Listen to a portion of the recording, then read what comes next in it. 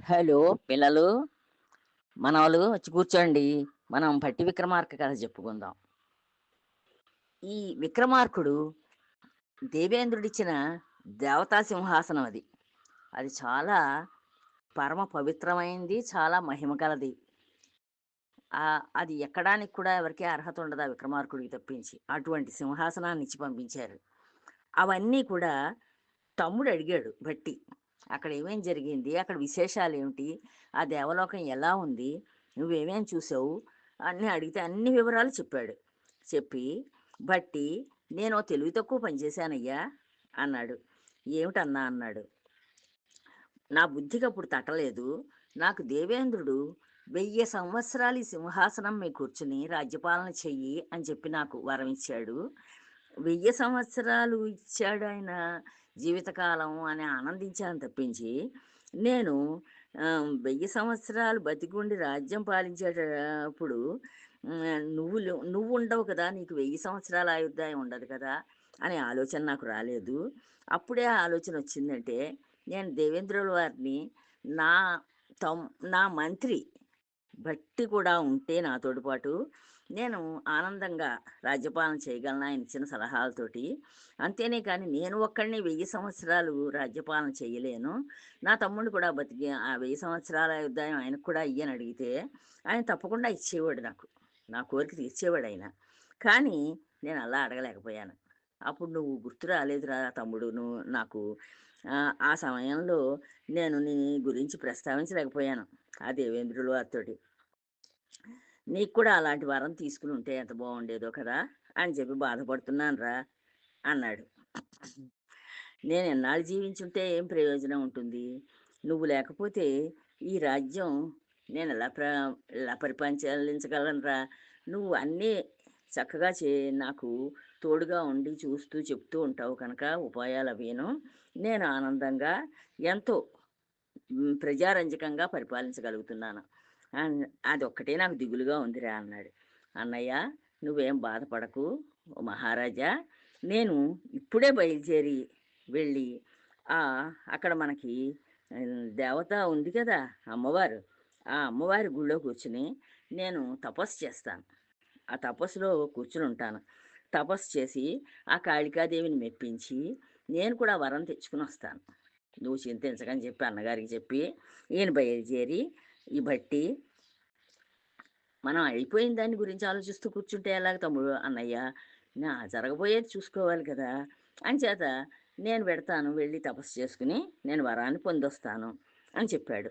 నువ్వేం బాధపడొద్దు అని చెప్పి అన్న నూరే ఓదార్చి, ఆయనకి నమస్కరించి, ఆయన అనుమతి తీసుకుని తపస్సు చేసుకుందుకి కాళికాదేవి గుడికెళ్ళిపోయాడు. ఆ కాళికాలయంలో 6 నెలల పాటు తపస్సు చేశాడీయన. ఈ భట్టి. చాలా తీవ్ర తపస్సు చేశాడు. చేస్తే ఆయన నిష్టకి, ఆయన శ్రద్ధకి, ఆయన ఆ స్థిర మనస్సుకి ఆ దేవి చాలా సంతోషపడింది. సంతోషపడి ప్రత్యక్షమయ్యి, "ఏం కావాలి నాయనా" అని అడిగింది. అతడు ఆవిడని చక్కగా స్తోత్రాలు చేశాడు. స్తోత్రం చేసి, "తల్లి, నేను 2000 సంవత్సరాలు జీవించి ఉండేలా వరాన్నియ్యే తల్లి" అని అడిగాడు. అని ప్రార్థించాడు. ప్రార్థించేసరికి అతని కోరిక విన్నది విన్న ఆ కాళికాదేవి అంది కదా! "వత్స, నీ కోరిక చాలా దుర్లభమైన కోరిక కోరావయ్యా. ఇది ఎవరు కోరుకోరు. ఇంత ఇంత గొప్ప కోరిక ఎవరు కోరుకోరు. ఇలాంటి వరం కావాలంటే ధైర్యం, సాహసం, వితరణ అంటే ఎదుటివారికి కానుకలు ప్రసాదించడం, వాళ్ళ బాధలు తీర్చడం, అలాంటి మంచి మనస్సు, ఈ సద్గుణాలన్నీ కలిగిన ఒక రాజుని నా పీఠం వద్దకు అందించాలి అతని తలకై. అలాంటి సద్గుణాలన్నీ ఉండాలి ఆ రాజుకి. అలాంటి రాజుని తీసుకొచ్చి అతని శిరస్సుని నా పీఠం దగ్గర ఖండించి నాకు బలి ఇవ్వాలి. అలా బలిస్తే అప్పుడు నీ కోరిక తీరుతుంది. నీ కోరిక తీర్చగలను నేను. అలా చెయ్యలేదనుకో, నువ్వు వేరే వరం కోరుకోవాలి కానీ, నువ్వు కోరిన వరం మాత్రం నేను ఇవ్వలేను అని చెప్పింది ఆ దేవి. దేవి మాటలు వినగానే బట్టి చాలా దిగులు పడ్డాడు. దిగులు పడి, ఇప్పుడు నేను ఈ ఈ అమ్మవారికి బలెలా ఇవ్వగలుగుతాను? అంత గొప్ప మహారాజు, అన్ని సద్గుణాలున్న మహారాజు ఎవరు దొరుకుతారు నాకు? ఇది ఇంతకాలం నేను 6 నెలలు అనవసరంగా ఎంతో గొప్ప తపస్సు చేశాను. ఈ తపస్సంతా వృధా అయిపోయింది కదా! ఈ కాళికా చెప్పిన మహత్కార్యం చెయ్యడం నా తరం అవుతుందా? అనుకున్నాడు.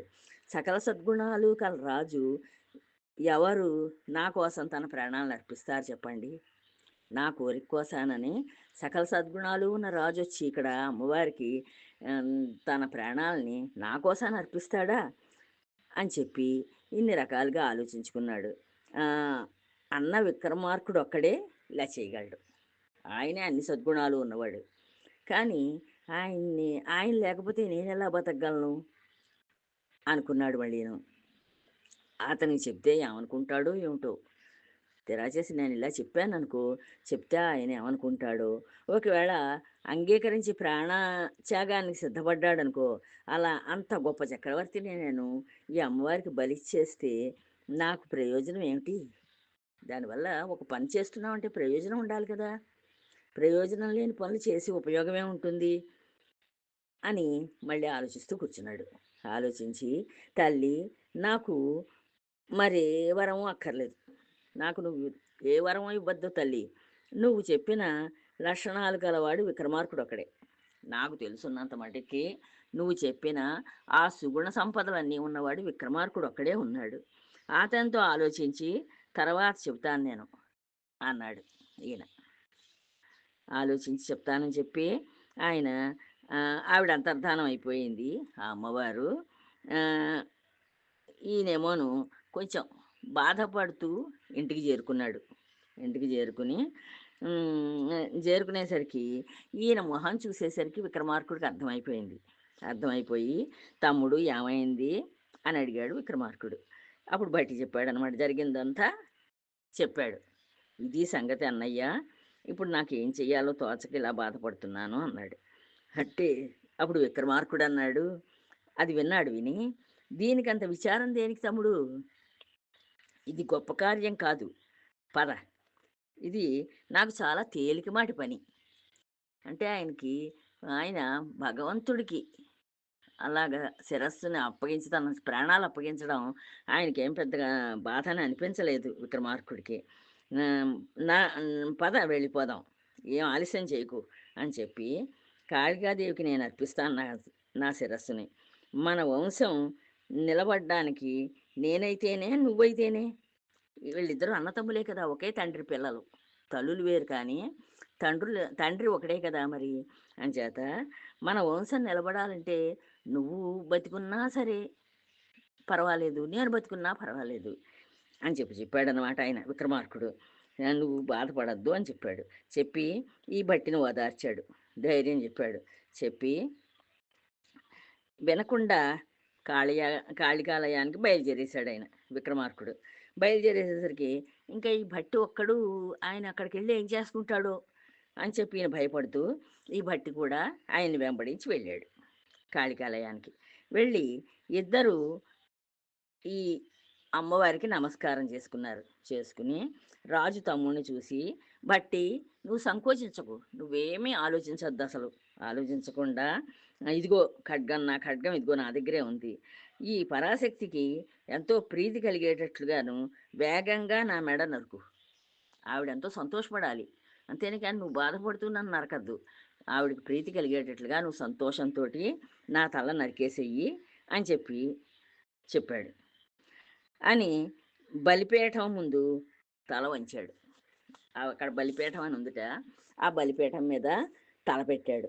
విక్రమార్కుణ్ణి మళ్ళీ బ్రతికించుకోవచ్చుదన్న ధైర్యంతో కత్తి తీసుకుని కాళ్ళకి మొక్కి, తల్లి నువ్వు కోరినట్లు రాజును బలిస్తున్నాను, నా మీద అనుగ్రహించి నేను కోరిన వరాలు ఇయ్యి అంటూ భట్టి రాజు తల నరికేశాడు.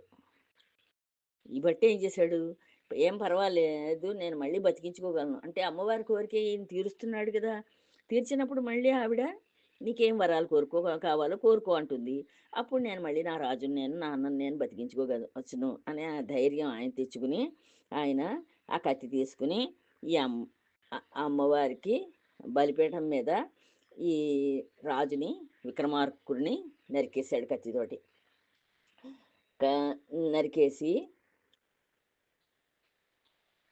బలిపీఠం మీద పెట్టాడు ఆ తలని. పెట్టేసి చేతులు కట్టుకొని నిలబడ్డాడక్కడ ఈ భట్టి. నిలబడేసరికి కాళీమాత ప్రత్యక్షమైంది. ఆయనకి కాళీమాత కనిపించి, "వత్సా, మెచ్చాను. నువ్వు కోరినట్లే 2000 సంవత్సరాలు జీవించి ఉండేలా వరం ఇస్తున్నాను. నీకు నువ్వు 2000 సంవత్సరాలు నాకు ఆయుర్దాయం కావాలని కోరుకున్నావు కదా! అలాగే నీకు 2000 సంవత్సరాలు జీవించి ఉండేలాగా వరం ఇస్తున్నాను. సుఖంగా ఉండు" అని అన్న అంబని చూసి బట్టి పకపక నవ్వాట.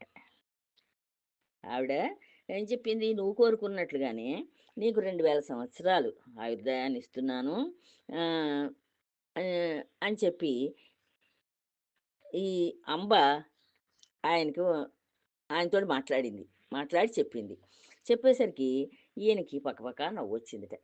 నవ్వొచ్చేసరికి, "ఎందుకు నవ్వుతున్నావు? నేను చెప్పినట్లు జరక్కు జరగదనుకుంటున్నావా?" అని అడిగింది అంబ మళ్ళీను. కాళికాదేవి ఈ భట్టిని అడిగింది. "ఏ నేనిచ్చిన వరం ఉత్తినే పోతుందనుకుంటున్నావేంటి? ఇలా జరగదనుకుంటున్నావా? 2000 సంవత్సరాలు నీకు ఆయుర్దాయం ఉండదనుకుంటున్నావా?" అని అడిగింది. "జనని, నాకలాగే అనిపించింది. ఓ తల్లి, నేను అలాగే అనుకుంటున్నాను. మీరెలా ఆలోచించి చెప్పారో, ఈ 2000 సంవత్సరాలు నాకు ఆయుర్దాయం ఉండదనే అనుకుంటున్నాను. ఎంచేతంటే విక్రమార్కుడికి దేవేంద్రుడంతటి వాడు 1000 సంవత్సరాలు నువ్వు ఈ సింహాసనం మీద కూర్చుని, నేనిచ్చిన సింహాసనం మీద, చాలా ప్రత్యేకమైంది. చాలా మహిమ గలది. నాకు దే దేవతల వల్ల పొందిన నా సింహాసనం ఇది. నా సింహాసనాన్ని నేను మెచ్చుకుని నీకిస్తున్నాను ఆనందంతోటి. తీసుకువెళ్ళి దీని మీద కూర్చొని 1000 సంవత్సరాలు నువ్వు హాయిగా రాజ్యపాలన చెయ్యి. నీకింక ఎదురుండదు. నిన్ను ఎవ్వళ్ళు కూడా ఓడించలేరు" అని చెప్పి అంత గొప్ప సింహాసనం ఇచ్చి, అంత 1000 సంవత్సరాల ఆయుర్దాయాన్నిచ్చి పంపించారు. కానీ అది జరిగి 2 రోజులే అయింది. 2 రోజుల క్రితమే మా అన్న వచ్చి నాకు ఈ వివరాలన్నీ చెప్పారు. నేనేమో తపస్సు కోసానని ఇక్కడికొచ్చాను. నే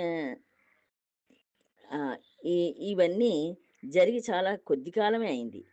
నేను రాజ్యపాలన 1000 ఏళ్ళు జీవించి రాజ్యపాలన చేసేలా వరం పొందాడు.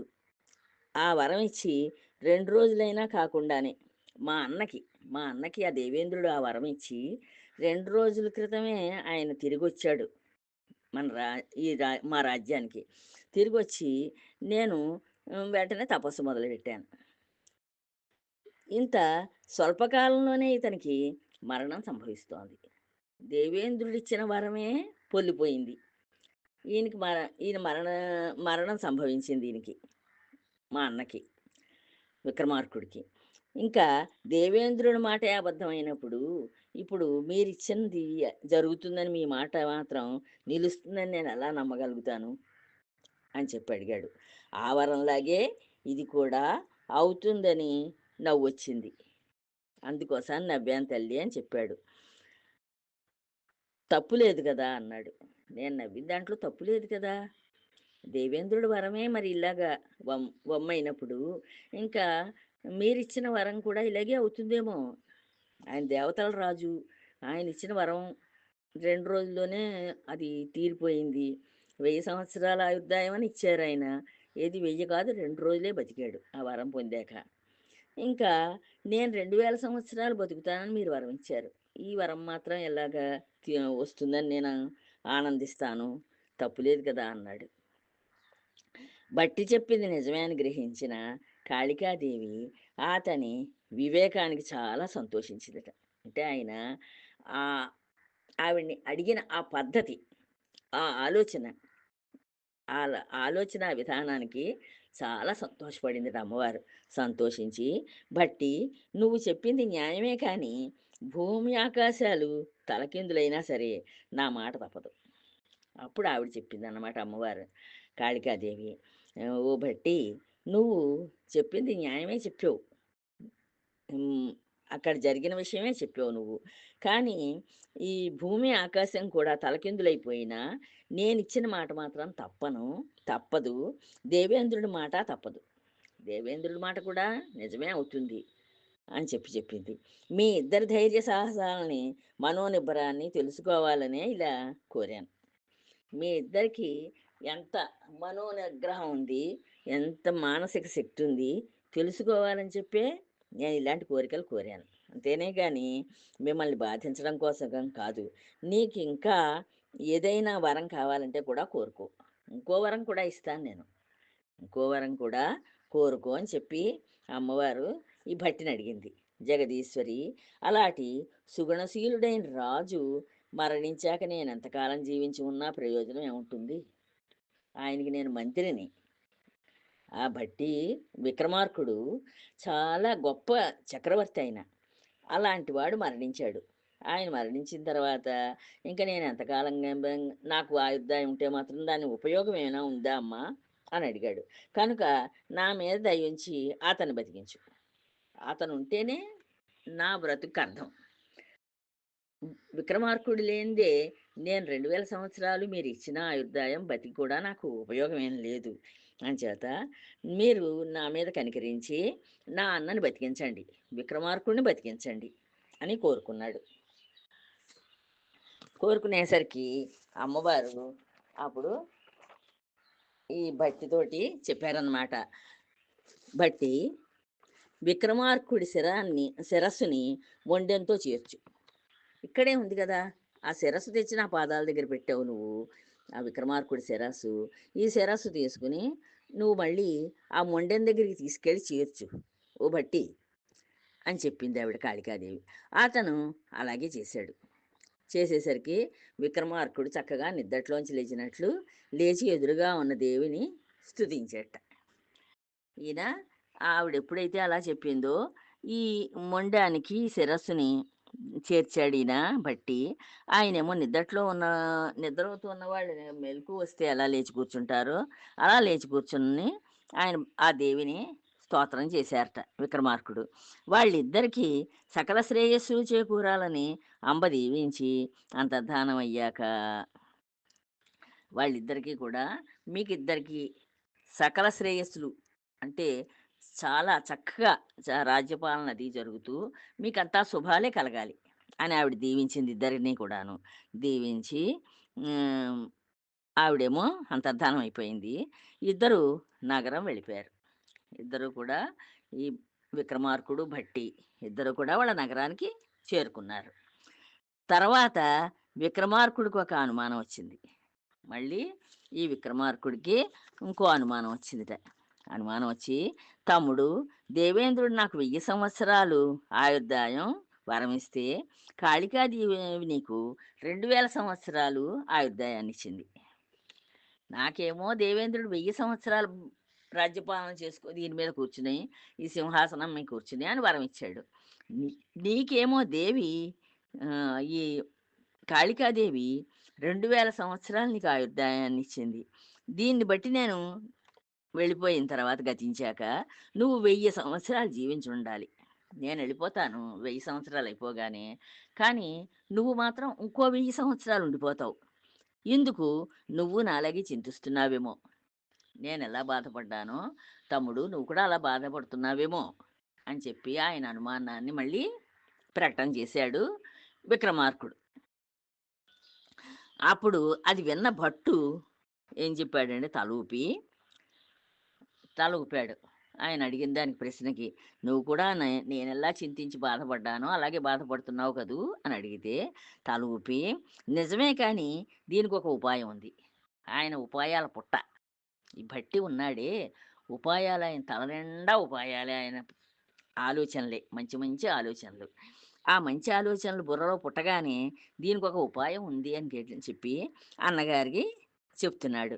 అలా అయితే నువ్వు 2000 సంవత్సరాలు జీవించగలవు. నేను చెప్పిన ఉపాయం నువ్వు ఆచరించావనుకో, నువ్వు కూడా 2000 సంవత్సరాలు బతకగలవు. అంటే నీకు ఇంకో 1000 సంవత్సరాలు ఆయుర్దాయం వస్తుంది అని చెప్పాడు.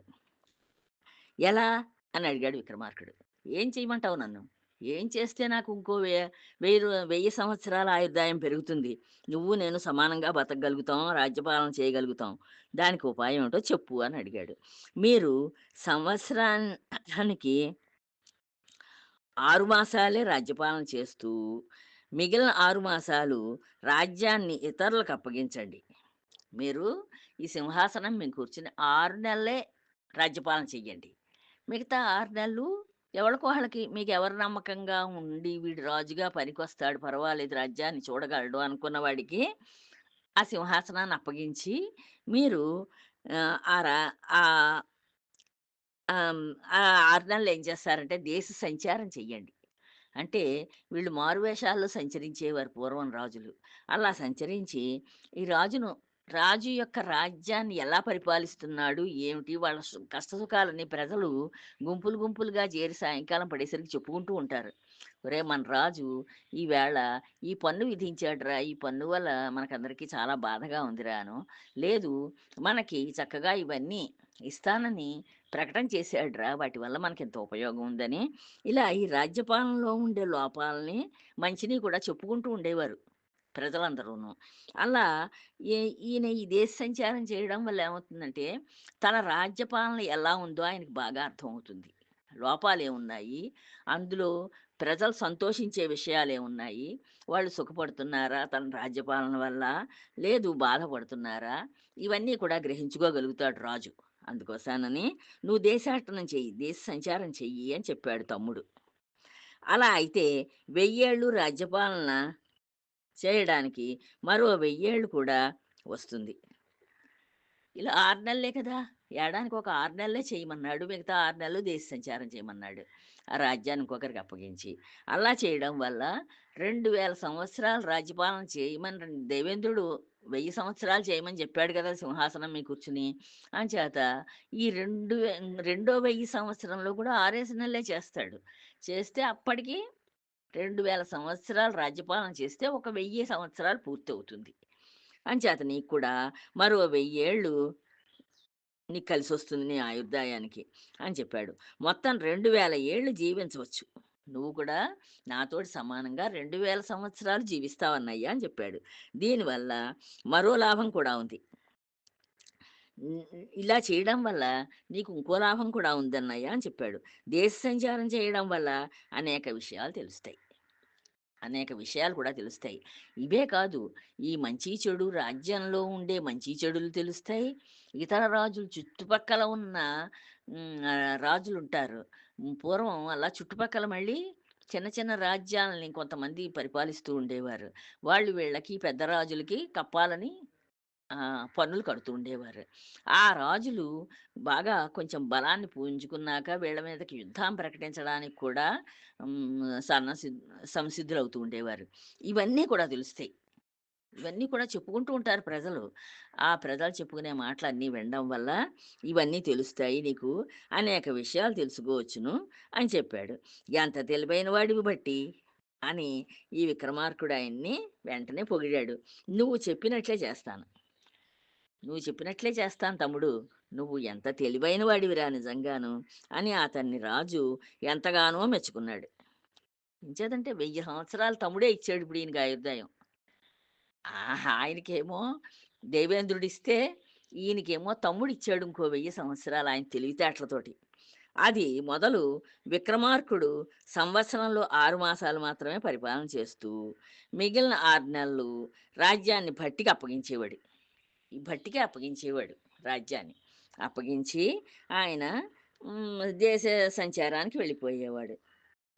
ఇలా దేశాటనం చేయసాగాడు. ఇలా దేశాన్నంతని తను పరిపాలిస్తూ ఉన్న ఆ దేశాన్ని చక్కగా సంచరిస్తూ అన్ని విషయాలు తెలుసుకోగలిగేవాడు. ఒకప్పుడు ఏం చేసేవాడు, ఇద్దరూ కలిసి బయలుదేరి వెళ్ళిపోయేవారు. ఇద్దరు బయలుదేరి దేశాటనానికి వెళ్ళిపోయేవారు. అప్పుడు రాజ్యాన్ని భట్టి కొడుక్కి అప్పగించేవారు. భట్టికి ఒక కొడుకున్నాడు. ఆ కొడుక్కి అప్పగించేవాడు ఈ రాజ్యాన్ని. అప్పగించి అతను కూడా భట్టంత తెలివైన వాడే. అంచేత ఆయనకి అప్పగించేసి వీళ్ళిద్దరూ అన్నతమ్ములిద్దరూ కూడా విక్రమార్కుడు, భట్టి ఇద్దరూ కూడా దేశ సంచారానికి వెళ్ళిపోయేవారు. ఓ భోజరాజా, ఇలా విక్రమార్క చక్రవర్తి సాహసం, వితరణ, పరోపకారం మొదలైన సద్గుణాలన్నీ కలిగి ప్రజారంజకంగా పాలించాడు. భోజరాజు ఎక్కబోయాడు ఇప్పుడు ఈ సింహాసనాన్ని. అది ఒక మట్టి దెబ్బగా తయారైంది. అది అంటే మామూలుగా భూకంపాలొచ్చినప్పుడు కానీ, లేదు ఇతర రాజులు వచ్చి వాళ్ళకి కావాల్సినవేవో పట్టుకుపోతారు కానీ, ఇది దేవతా సింహాసనం కదా! ఇది ఎవరు పడితే వాళ్ళు పట్టుకెళ్ళడానికి ఉండదు. పట్టుకెళ్ళలేరసలు. అంచేత దాని మీద మట్టి కప్పేసుంది. కానీ ఆ మట్టి దెబ్బ మీద ఎవరు కూర్చుంటే వాళ్ళు తెలివిగా మాట్లాడుతున్నారు. అందుకని అది అక్కడ తవ్విస్తే ఈ సింహాసనం బయటకొచ్చింది. సింహాసనం చాలా అందంగా ఉంది. దీనికి ఒక్కొక్క మెట్టుకి 2 పక్కల బంగారు బొమ్మలు. ఆ బొమ్మలకు కూడా ఎంతో రత్నాలు పొదిగి ఉన్నాయి. అంచేత ఆ సింహాసనం ఎక్కాలని ఈయనకి కోరిక కలిగింది. ఆ సింహాసనం చూడగానే ఈ భోజరాజుకి ఆనందం, ఆయనకి కోరిక కలిగి ముహూర్తం పెట్టించుకుని ఆ మొదటి మెట్టు ఎక్కబోతే ఆ సాలభంగిమలంటారా? ఆ రత్నాల బొమ్మలు 2 మాట్లాడడం ప్రారంభించాయి. ఏమని? "నువ్వు గనక అలా నేను కథ చెప్తాను. ఆ కథలో విక్రమార్కుడు ఎలా ప్రవర్తించాడో అటువంటి ప్రవర్తన, గొప్పతనం అలాంటి ఆ చాగనిరతి అవన్నీ ఉండాలి నీకు. అవన్నీ ఉంటే ఎక్కు లేకపోతే ఎక్కద్దని" చెప్పింది ఆ బొమ్మ. అలా ప్రజారంజకంగా పాలించాడు కనుక నీకు అవన్నీ ఆ తెలివితేటలున్నాయా అని అడిగింది. అతని రాజ్యంలో మృగాలకు కూడా జాతి వైరం లేదు. జంతువులు కూడా, క్రూర జంతువులు కూడా వైరాన్ని మర్చిపోయి అవి కూడా కలిసిమెలిసి ఉండేవి ఆయన రాజ్యంలోను. రాజు, మంత్రి అయినా ఆ అన్నదమ్ముల ఐకమత్యానికి అందరూ ఆనందించి పొగుడుతూ ఉండేవారట వీళ్ళిద్దరినీను. అన్నా, తమ్ముడును కొట్టుకుంటూ ఉండాలి. కానీ కొట్టుకోలేదు. వాళ్ళిద్దరూ ఇలా ఒకళ్ళ ఆయుర్దాయాన్ని ఒకళ్ళు పెంచుకున్నారు చక్కగా. ఇద్దరూ కలిసి చక్కటి రాజ్యపాలన చేశారు. అతని గుణగణాలు వర్ణించడం అసాధ్యమని ఆదిలోనే చెప్పాను కదా! అతని గుణగణాలు చెప్పాలంటే అది చెప్పడం చాలా హ్మ్. అది అసాధ్యమైన పని కాదు. అంత గొప్ప కీర్తివంతుడాయన విక్రమార్కుడు. అంచేత నీకలాంటి కీర్తి, ఆ లక్షణాలు ఉంటే మాత్రం నువ్వు ఈ మెట్టెక్కు, లేకపోతే దిగిపో అని చెప్పింది ఆ బొమ్మ. ఈ లోపల ఈ కథ విని ఇవన్నీ జరిగేసరికి ముహూర్తకాలం దాటిపోయింది. ఆయన ముహూర్తం పెట్టించుకున్నాడు. పాపం సింహాసనం ఎక్కుదాం అనుకున్నాడు. ముహూర్తకాలం దాటిపోయి, ఇంకా సింహాసనం ఎక్కకుండా దిగిపోయి, సరే చూద్దాంలే అని మళ్ళీ వెళ్ళిపోయాడు రాజ్యానికి తన రాజమందిరానికి. తర్వాత కథ మళ్ళీ రేపు చెప్తానమ్మా. ఉంటాను. జై